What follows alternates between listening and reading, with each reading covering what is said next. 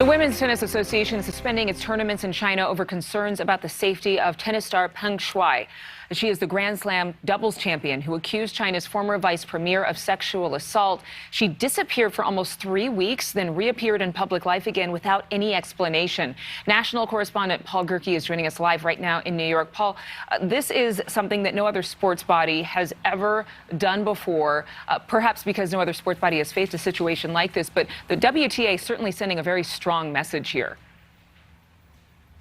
Yeah, there have been other leagues that have sort of brushed up against the wrong side of China. We'll talk about that in just a second, but it is pretty significant what the WTA is doing here. They're putting morality ahead of a whole lot of money. As the CEO and chairman Steve Simon put it, quote, "In good conscience, I just don't see how we can ask our athletes to compete there." Yesterday, the WTA announced it is pulling out of China entirely, holding no more tournaments there until it can confirm the health and safety of Shuai. She posted allegations of sexual assault to her social media account exactly 1 month ago. That post was quickly scrapped and Shuai disappeared from public view, sparking an online movement under the hashtag Where's Peng Shuai.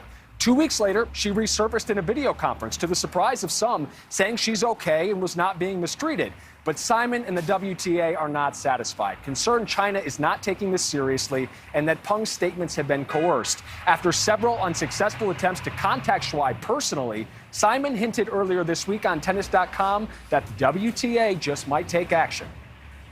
When you're dealing with an issue, however, of sexual assault and harassment, I don't believe decisions associated with that can be compromised. You can't change things in this world if you're not willing to, push people to make the right decision. There will be huge financial ramifications here. Each season, the WTA holds 9 tournaments in China, generating hundreds of millions of dollars in revenue. They also hold the WTA finals in China. That contract lasts about a decade. We'll see what they decide to do with that.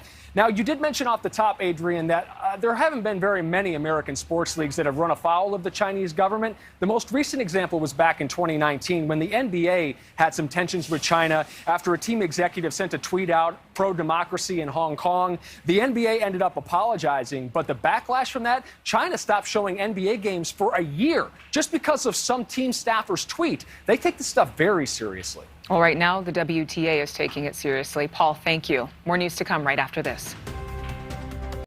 Thank you so much for watching. Make sure to click on the red subscribe button below so you can get more of NewsNation's fact-driven, unbiased coverage.